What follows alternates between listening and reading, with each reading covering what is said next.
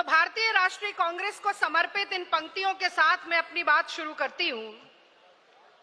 कि दुनिया में इतने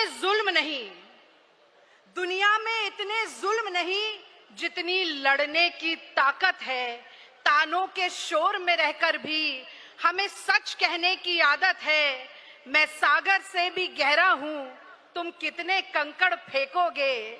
चुन चुन कर आगे बढ़ूंगा मैं, तुम मुझको कितना रोकोगे। और खास तौर से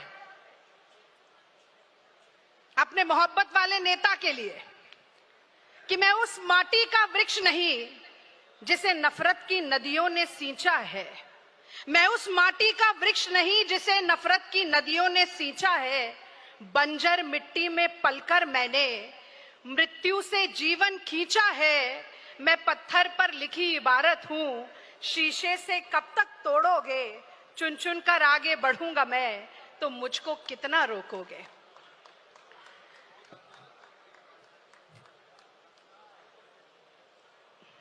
मैं समझती हूं कि मंच पर कांग्रेस पार्टी का सर्वोच्च नेतृत्व जो है वो अभी मौजूद नहीं है, पर सबके बारे में एक एक लाइन बोलकर मैं अपनी बात को आगे बढ़ाना शुरू करूंगी। और मैं कहना चाहती हूं कि साहस है पहचान जिसकी, मुश्किलों से जो ना हारी हैं। शक्ति का स्वरूप है जो सोनिया जी, वो हिंदुस्तान की नारी हैं, वो हिंदुस्तान की नारी हैं। और मुझे गर्व है इस बात का कि बतौर कांग्रेस अध्यक्ष 4 से 19 प्रदेशों में हमारी सरकार लाने वाली,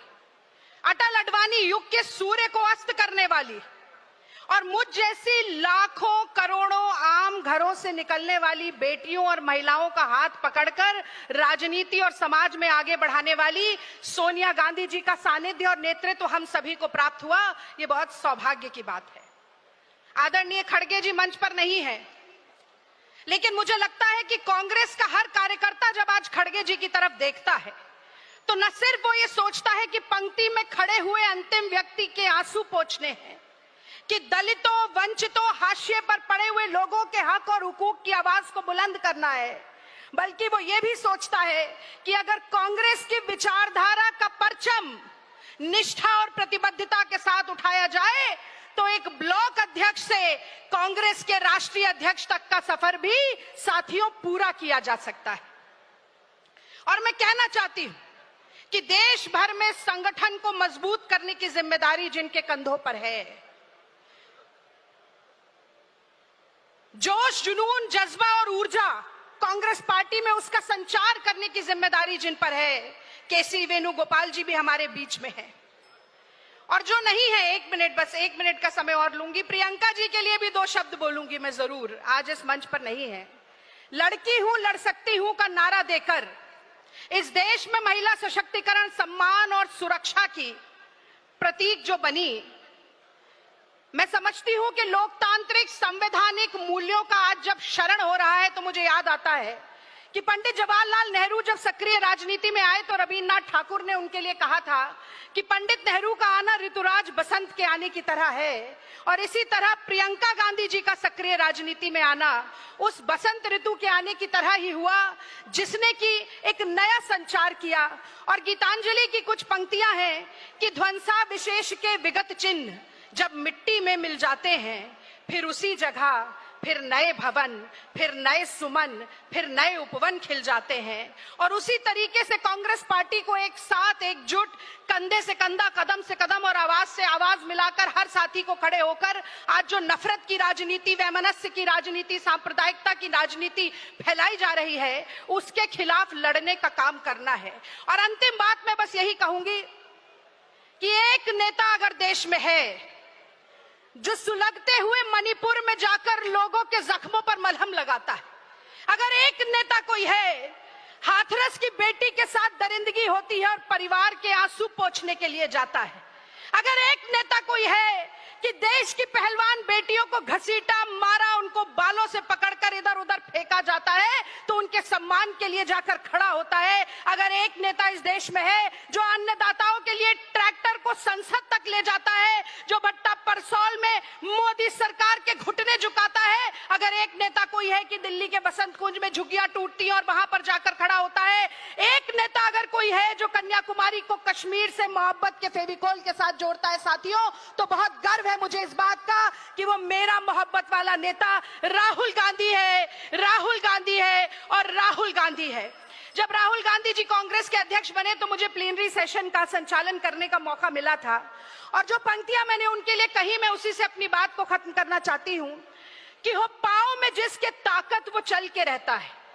हो पांव में जिसके ताकत वो चल के रहता है, और दुश्मन लाख गिराए संभल के रहता है, हो जिस चिराग में शिद्दत लो बढ़ाने की हवाएं लाख बुझाए साथियों, वो चिराग जल के रहता है, वो चिराग जल के रहता है। और अंतिम बात, बस बिल्कुल सर अंतिम बात मैं ये जरूर कहूंगी